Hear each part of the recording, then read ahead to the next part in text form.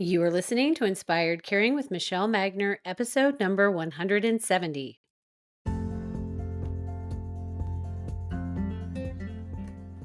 Hello, welcome to Inspired Caring. I'm your host, Michelle Magner.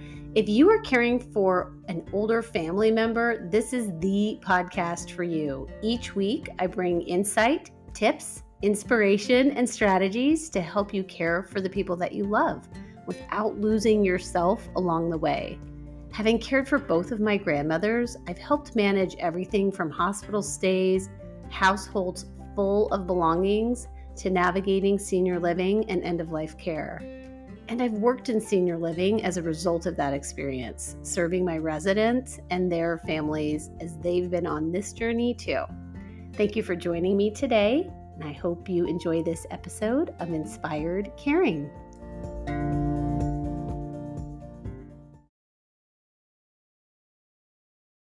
I am welcoming Dr. Brandy Archie to the podcast today with Ask Sammy. Welcome.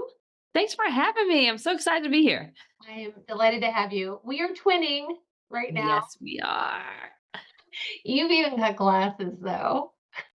I feel like if you have to wear them, they might as well be cute. So I have a whole lot of colors. Oh, that's so fun. That's great. Well, today I am eager to learn about your business and how you are helping family caregivers make their lives easier for their loved one and for themselves. So let's jump right in with your background. How did you come to be doing what you're doing today? Yeah. So I'm an occupational therapist by training. And, it's our job to help make sure people can be as safe and as independent doing their everyday things. And I've always worked with older adults throughout my career. And while rehabilitation is important, there are lots of things that happen in our lives that we can't get better from. Progressive diseases and the like. And that gets harder as we get older. And so, if my mandate is to try to help you be as independent and as safe as possible, how can I best do that if I can't make your body better or your brain better? And so that got me into what other things around us can help support us and considering our environments and the other pieces of adaptive equipment and the tools and the gadgets that are out there. And so I've always kind of been interested in that side of things. And that, definitely led into how I decided to practice occupational therapy and what I became expert in. And I think people, when they think of occupational therapy, they are thinking about that tasks of daily living. Hmm. And sometimes we're more focused on the bigger picture of those tasks, like being able to make breakfast, but we don't even realize that there are all these little things that we can be implementing to make things easier for us to do those activities. Yes.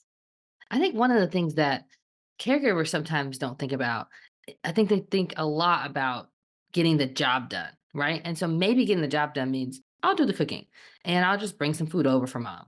Or, I'll help them with the shower whenever they need to. They just need to ask me and we'll plan a time.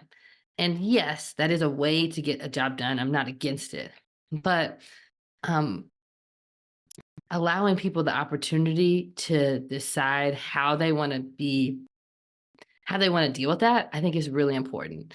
And so sometimes, even though it seems more laborious to the family caregiver to let the person do a thing with the help of some tool or some different way of doing it, I think is actually really valuable to our psyches and to our sense of self esteem and confidence.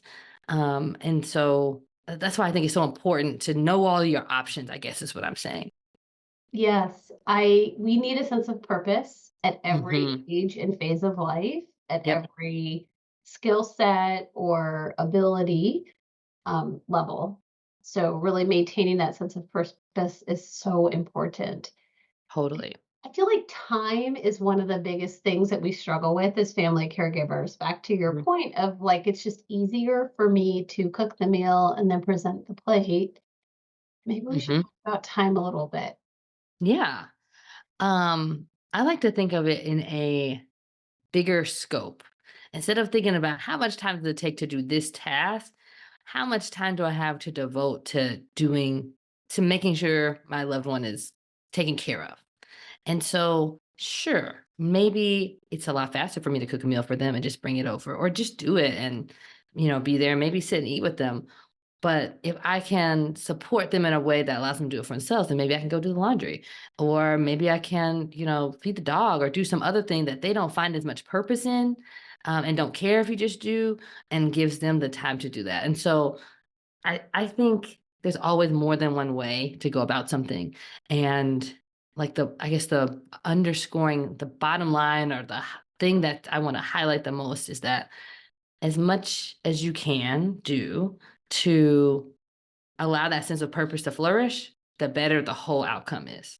And at Mm. some point, your time will be lesser spent or more spent more in a way that you feel more meaningful potentially if you can start with their desires first. Does that make sense? It does make sense. I mean, I'm hearing like either we're going to use time on the front end or the back end. So either Yeah. we are investing a little bit of time in getting someone set up to do a task or activity, or we're the one that's having to do everything all the time.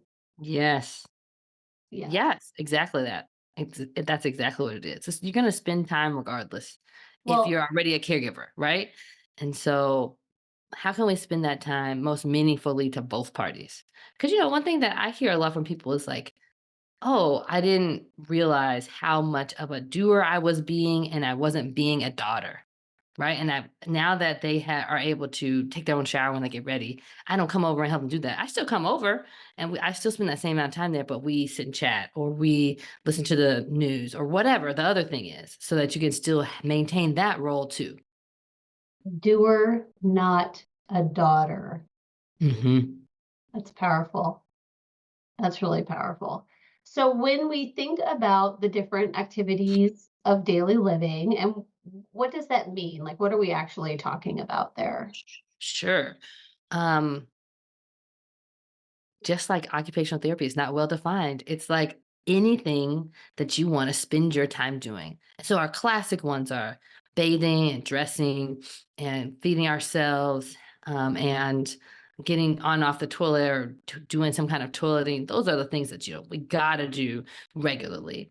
But ADLs also includes the things that you love or want to do. Being able to make a phone call and talk to a friend. Driving is an ADL. Getting your own groceries if picking out your own produce is important to you. So it's really anything that's important to you, that you need to do not even on a regular basis.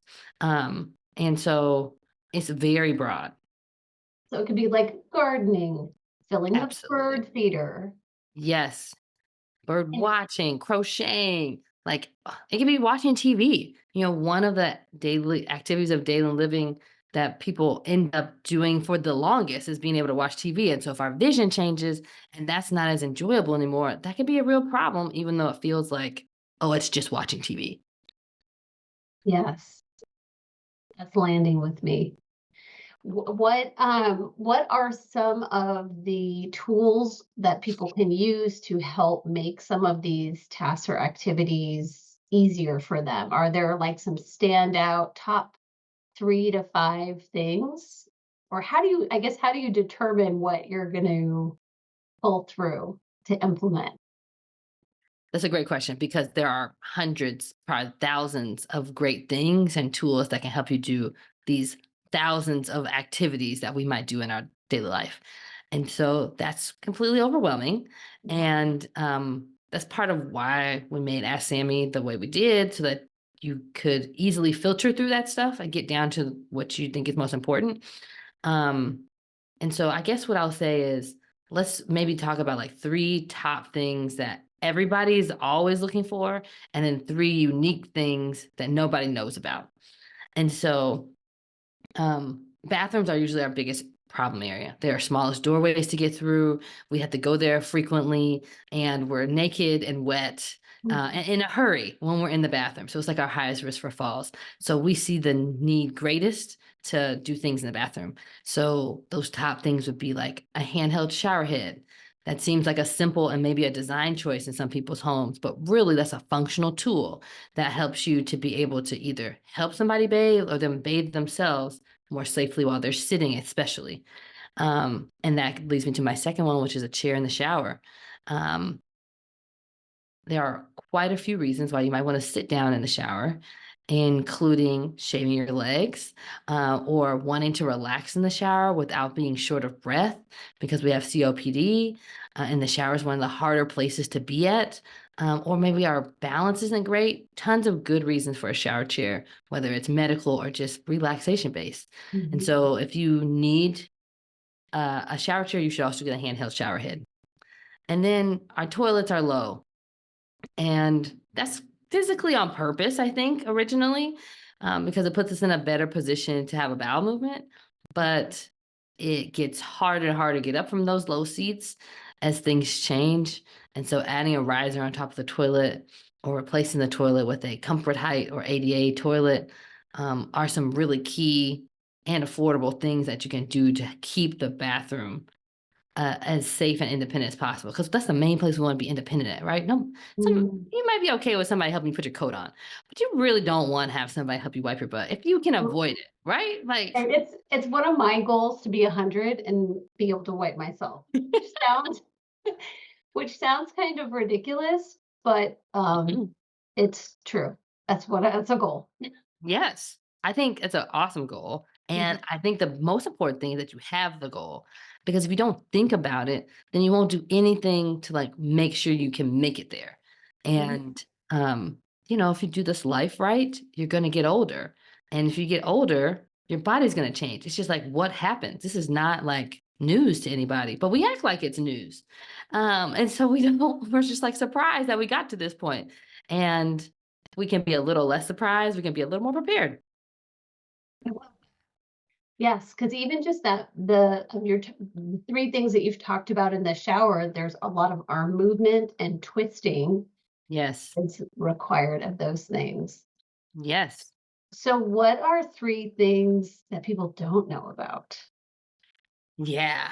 I think my top one is lighting. And so, okay, hot take. I just turned 40 the other day, and I told you I have thank you. And I have all of these pairs of glasses, and my collection is about to get smaller because I noticed that I need to adjust where I put pieces of paper at, right?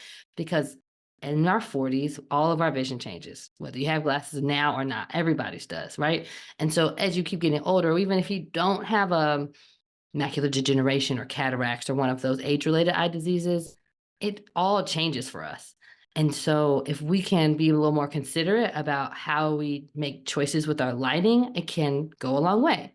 So instead of straining to read the newspaper under a warm white light that's kind of yellowy, and you're reading this newspaper, it's on gray print, black print and gray paper. That's such a poor contrast, but it's Mm. such a huge difference when you put in a 5,000 watt, or excuse me, 5,000 Kelvin daylight bulb into that same lamp, because that light is bluer and cleaner and it looks much more like noon on a sunny day. And then now that newspaper, instead of needing to squint to read it and give yourself a headache because you're struggling so hard to see the difference in the letters, you can read easily and it feels joyous instead of laborious. And so considering lighting changes, I think is a super affordable solution and has a big bang for its buck, if that makes sense. It totally makes sense. I have a chair I sit in every morning, and Hmm. we have one of those little brass lamps that the lighting angles down. And so I Yeah. ended up bringing that up from the basement and setting it next to the chair because the lamp on the table next to me just was not cutting it in the morning. Yeah. Yeah. Yeah. So what you just did was create task lighting. And even if the room feels bright, like there's a lot of light in it, if it's not hitting the task correctly, it's like you don't have it. And so by having a lamp that points down at the paper or the thing that you're reading, instead of either at your eyes or shining up and out the top of it and just lighting the ceiling, um, it made the whole thing more functional. You didn't get bigger print paper, you didn't change your glasses, you just moved the light. I mean, I am wearing readers when all of this is happening, so But you didn't have to go get new set of readers. correct. I did not have to up the power of the reader. Exactly. Yes. Yeah. Okay, so lighting is a really good one that we're not considering. What is Yep. another one? A second one is that in order to stay living as safely as possible in your home for as long as possible, you really need an entrance that has little to no stairs. And the thing that I think people are familiar with getting a ramp, but they're not familiar with how much ramp you actually need to deal with just two stairs. Mm, And so if you could be mindful about if you're moving or considering a remodel or doing a deck or something like that, if you could just make sure that one place in your home has 0 or 1 step to come in from the outside, it changes the game completely. And we don't ever think about that up front because walking up 2 steps is usually not a big deal in most cases. But as soon as your balance is impacted or you need to use a device like a walker or wheelchair, that becomes a mountain. And mm. so, figuring out ways to do that, I think is key, especially if you can do it in advance. You know what is coming to mind is the use it or lose it Mhm. concept. And so I'm wondering if people are thinking, well, I want them to keep going up the stairs because that will keep them stronger. Is that true to like a certain point, but then we reach this tipping point? Or what are your thoughts on that? That's such a good nuanced question because I think that you do need to use it or lose it. And I don't think that we should make everything as easy as possible. But I like to think it from the other direction. So we all only have so much energy, right?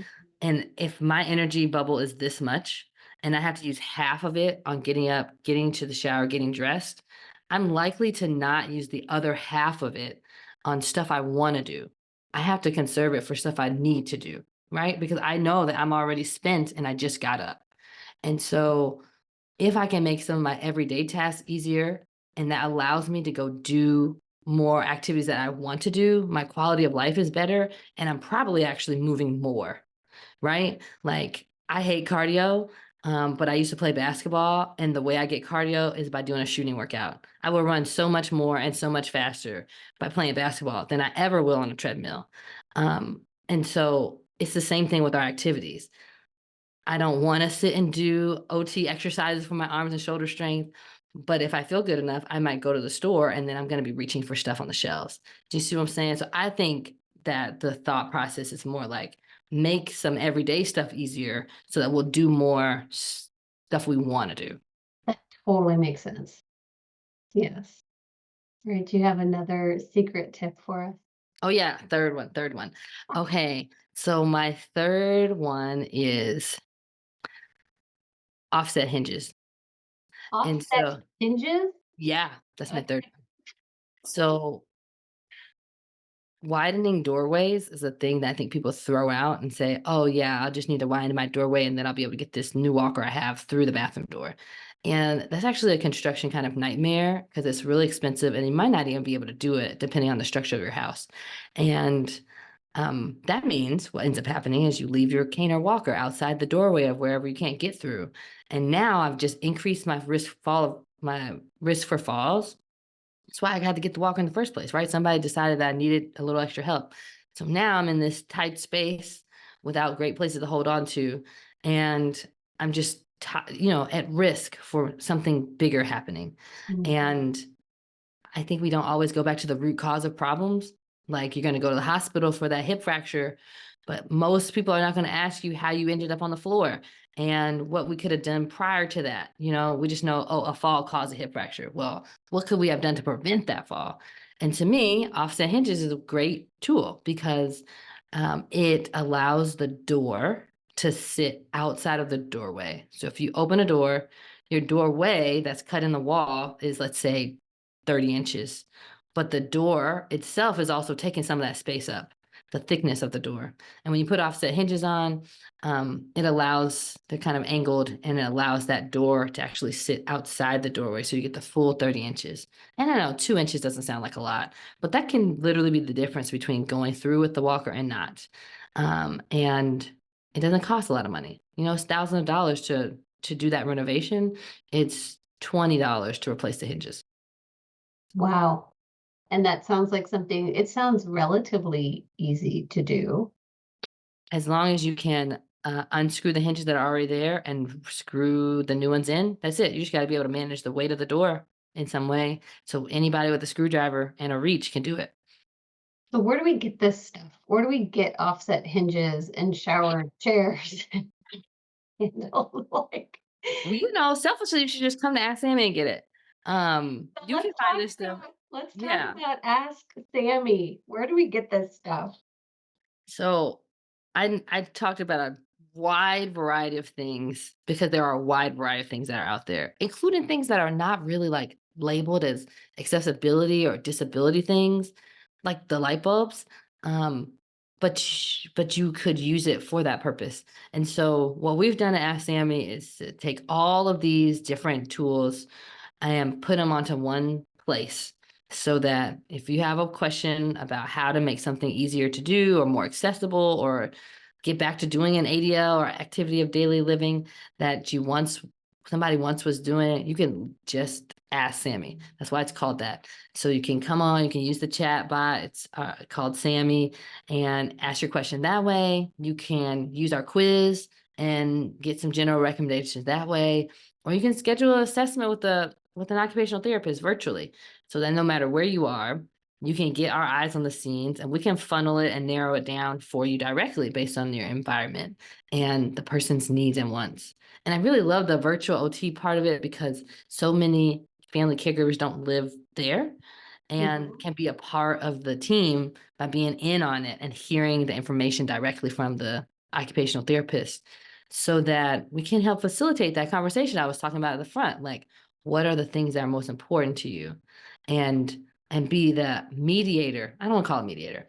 Be because it's not like there's always a fight, but just Mhm. like your parent is going to give you a different answer than they give me. It's just what it is. That's just how it goes. And so let's have a professional in place to help facilitate a conversation. And maybe you'll learn a couple things about your parent and realize, oh, it's actually really important to them that they be able to put their makeup on.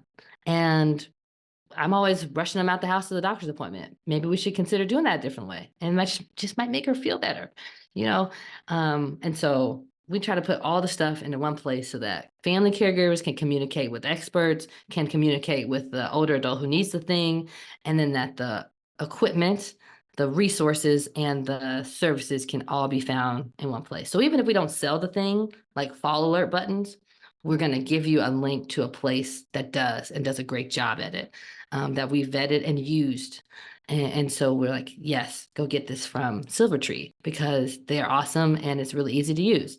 And we want to make that process easier for everybody so you can spend less time Googling for all this stuff and more time participating in life. This sounds like it could be a game changer for rural families, like people who are really spread out across the US. You mentioned that the kids don't always live in the same vicinity. Is Mhm. this accessible? Ask Sammy for everyone in the US? Everybody in the US. We ship nationwide. And once we make that home assessment virtual and our on demand quiz assessment is easy and accessible to you anytime, it takes the barrier away of space and time, right? Like that's kind of why I started it. At first, I had an I had a private practice and we would go door to door. We drive to the house and do an in-home assessment, which is totally valuable. And I love it, but it's not accessible to everybody, right? Mhm. And like we weren't even able to serve everybody in our metro area because it's so spread out. And so by putting all those tools online, it gives you the opportunity to do it at your own time and pace, like at 10 o'clock after your kids are in bed. And then you can start figuring out what you need to order from mom, instead of trying to squeeze into a work schedule between 8 and 4 and you're already supposed to be working for yourself. So that makes it easy. And then the other thing we're super excited about is being able to connect you with other OTs across the country that do those in-home assessments. Mm. That way, if that is important to you and you do have access because you're in a metro area, you can find somebody great who will do that for you too, because there's value in being in person. I think we all learned that after COVID. So yeah, it makes it makes accessibility available to anybody, rural or urban, renters or homeowners, um, and close together or not, have a helper or not. It sounds to me like I feel like a lot of people get shut down by their family member when their member says, "Well, I'm not moving. I just want to stay at home." And so it sounds like one of the benefits of having either the virtual home assessment or Hmm. potentially the in-person assessment is that you're able to really draw out of that person the things that are important to them and um, what they're afraid of about potentially Hmm. a move. Or I mean, everybody of course wants to stay at home. Hmm. Sometimes we have to have hard conversations and Hmm. hard choices. So it just feels like having a virtual assessment will really give you an idea of what is truly realistically available. Absolutely. And sometimes it's about letting somebody see how much work it'll take to stay there. So, I mean, there's been very few situations where I'm like, you cannot stay here. This is completely unsafe. You must move. I have no other options for you. I mean, that happens sometimes, but it's like 1% of the time. There's usually a cadre of things you can do at home to stay there. The question is that worth it? Is there somebody who's gonna coordinate that? Because it's not one service that can do it for you.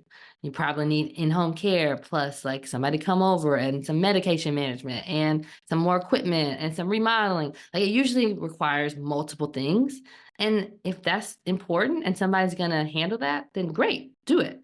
But if the more important thing is that you can be independent and not have to live with your daughter, but have your own space, then maybe we should move into a senior apartment, and then have like one or two of those services. And so, like, narrowing that down, I think is really important. It doesn't have to be black and white. Mhm. Is the biggest thing. And then once it's not black and white, which is always easier to make a decision when it's black and white, how do I make a decision? And so that's what Ask Sammy is for. That's what OTs are for in general, um, to just help you figure that out. Well, I always say dropping dead is not a plan. I mean, some people get lucky.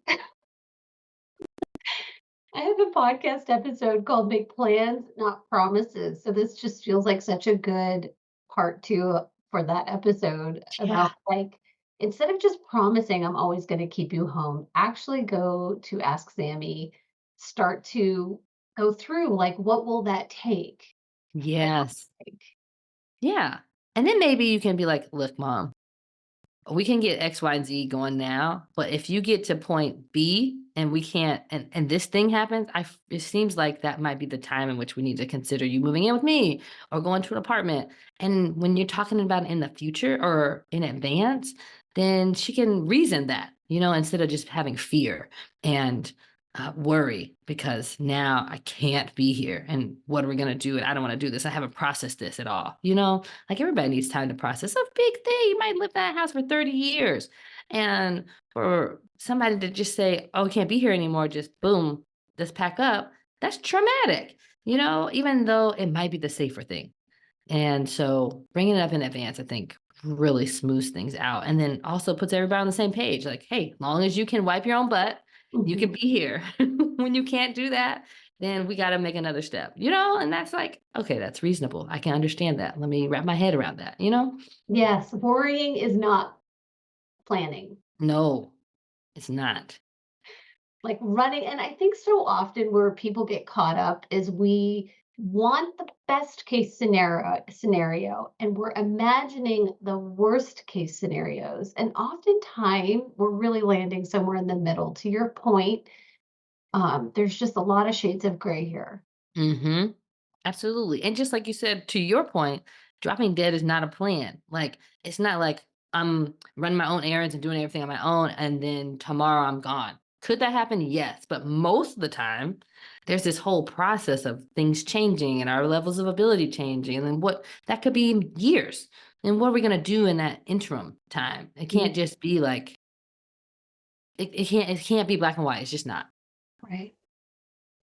I think, what you're creating is amazing. I think what you've created is amazing, and how you're helping people is amazing. What is your fuel? What is your fire? How are you I mean, this is a huge problem that you're solving for people. What is keeping you motivated? What's your Yeah. why? That's such a great question. I think it's twofold. Firstly, I spent my whole career working with older adults, and at some point, I've always been doing home health. So that's my favorite place to practice occupational therapy because there's no practicing. We get to just do it. You need to take a shower, we're just gonna do it. We don't have to make up a kitchen in a hospital. We can use your kitchen, and I can help you move stuff around and make it easier. And so, whether it was part time or full time, I've always been going into people's homes, and I really just didn't like the feeling of seeing people struggle when it could be different, and people not knowing what to do next, and they're just doing the best they can do to get by, right? Like, no parent wants to bother their kid to help take care of them with stuff. They just don't. All of them say, "I don't wanna bother my daughter." I'm always trying to engage them to say, "Do that," and they wanna be independent. So, like, let's find a way to do that because moving to assisted living is and remodeling a home are 2 great solutions, but they don't work for everybody. They don't work for most people. And so, what about the most people over here? What are we going to do to make their lives easier so that they can live well and not have these preventable things happening? I hate to see a thing that's fixable go unfixed just because nobody cared to organize it. Mhm, Like, there are solutions. There's so many great inventors out there who are like doing things and building technology and making these products. OTs who created tools for very specific ADLs because they saw a need. And it's like, that's all great. But if you don't know about it at the right time, then it might as well not exist because you didn't get access to it. And so knowledge should be free. mhm. And, to me, this is a process of democratizing information so that you can get it on demand when you need it because it's great. It's not like only a one time point. So that seems solvable. I know it's a big problem, but it seems solvable to me. I've solved it with many individuals. So now let's solve it at scale. So I guess that's what motivates me. Yeah. You're gonna just help everybody. I mean, everybody has this problem. So that doesn't make any sense. We shouldn't all have the same problem and like keep fighting the same problem over and over again. I don't understand that. That doesn't make sense to me. But I understand why it happens because how many times are you a caregiver? Like once or twice. And even Mhm, if you are the caregiver for two times, they're probably two very different situations. And the tools that you use for the first one maybe help you have a little leg up to help the second person, but not a ton. And so if we all have to do this, why not, put a little more effort around giving you expert information so you have a little more guidance? So let's say I'm a daughter and I go to ask Sammy and I've taken a quiz and I have some ideas now about what I need to do. Maybe it's book the virtual tour with the OT. Hmm. Maybe there's some equipment that has come up. How do I bring that? What do you recommend on how I introduce this concept to my family member? Because Oh I my think gosh. so often people are so resistant, Hmm. and it's so there's such good intentions from the family Hmm. caregiver. So how would you recommend people approach it? Yeah, I think 2 things are important. I think 1, it is getting their buy-in first, and 2, that you have some arsenal behind you. And so you probably need to get the arsenal first. You came to ask Sammy, you found some stuff. Now let's get their buy-in by bringing it up when the time is right. And so let's say it's cooking, because we've been talking about that. Maybe instead of coming over and say, "Hey, I just found this great new website and all these tools. Let me order them for you. They're gonna come tomorrow." You could cook together or watch her cook or hear her complain about not being able to cook and say, I saw this thing that I don't know if it'll work for you, but it seemed like it made the XYZ easier for this other person. And you want to see it? Okay, I'll take a look at it. Then let them look at that thing and Mm, understand how it works and pull it up on your phone and be like, "Oh, it could do this." And you're like, that might help. Hey, I can make it easy. How about I just order it for you? And we could try it. If it doesn't work, we can send it back, and just like bring it up in a softer way, especially you have time to do this if you do this in advance. You don't have so much time to do this if somebody's trying to get home from skilled nursing. But if you can get their buy-in to make it feel like their idea to do it, it goes over so much better, I think. I agree. I think a lot of times we're having some of these conversations in the heat of a moment. Yeah. And so that keeps everyone on high alert and a little bit flustered and maybe defensive. Hmm. So I love that idea of just observing or doing something together and then easing into it that way. Yeah. And I think that's why um, giving people access to OTs outside of the medical model is really important because we're already in that heat of the moment time, right? But you can only solve so many problems in that moment. If you're in skilled nursing and you're ready to discharge home, we care about the bathroom, the shower, and getting out the bed, right? That doesn't help you at all with like the cooking and the driving and the getting doctor's appointments because you can't take all that change in at one time. Mm. But then you're discharged and you don't have support from an OT, and now you've accomplished those things, you got home, things are working pretty smoothly for that, but then they're depressed because they're not doing anything. Now what do I do? And you don't have no support. So that's why I think it's really important to have a continuous resource to go back to get qualified information without having to engage, be sick. Does it make sense? Yes, that totally makes sense. Do you have any final thoughts for our caregivers out there in the world who are listening to this and they're feeling far away or frustrated or just really worried? Any words of wisdom or thoughts to share with them? I think firstly, I'd say thank you for what you're doing. Thank you for caring for somebody else, whether that's your neighbor or your parents or your sister or your uncle. Like everybody needs a support system. And it's important that you feel like you're responsible for somebody because that matters to them.